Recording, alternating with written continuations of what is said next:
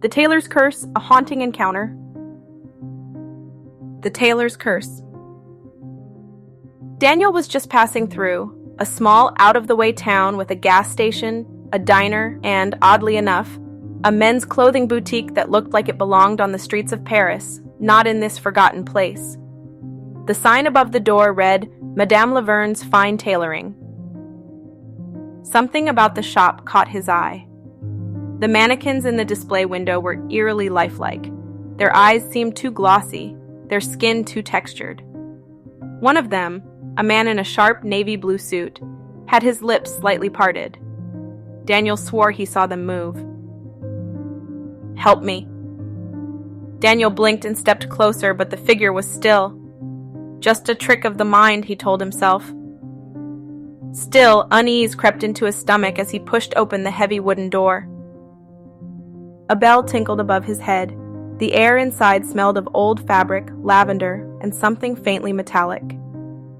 Behind the counter stood an old woman with piercing black eyes and a skeletal frame draped in an elegant black gown. "Ah, a traveler," she said with a slow, knowing smile. "Looking for something special?" Daniel hesitated. I just saw your mannequins. They're really realistic." Madame Laverne's smile widened. "They are imported from a country few have heard of, a place where perfection is an art." Daniel shuddered. "Strange, I could have sworn one of them moved." The old woman chuckled, her laughter dry as crumpled paper. "You must be thirsty. Please let me offer you tea or water." Daniel hesitated but nodded. He sat in an old Victorian chair while Madame Laverne disappeared into the back room. Minutes later, she returned with a delicate china cup filled with a steaming dark liquid. Madame Laverne loomed over him now, her eyes gleaming.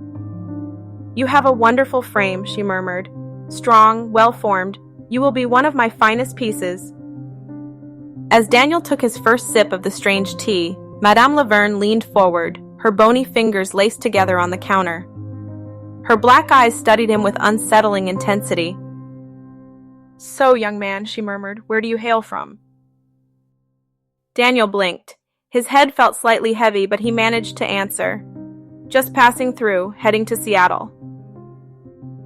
Seattle, a busy city, full of noise and faces that blend together. She tilted her head. "Do you have someone waiting for you there? Family, perhaps?" Yeah, my sister lives there. I'm visiting for a bit."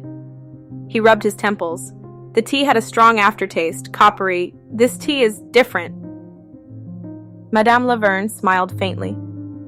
"An old family recipe, quite rare." She tapped her fingers on the counter. "What about friends? Anyone who might worry if you don't arrive on time?"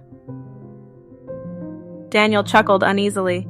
"Not really. I like traveling solo. I guess my sister would check in, though." "A sister, but no wife, no sweetheart?" Her gaze didn't waver. "Nah, not really looking." He shifted in his chair. "Why do you ask?" She shrugged, her long nails clicking against the porcelain cup as she lifted it. "Oh, I like to know my customers. Some have people who would miss them terribly. Others..." Her eyes darkened. "Others could disappear, and no one would ever know." Madame Laverne chuckled softly, her voice like rustling silk.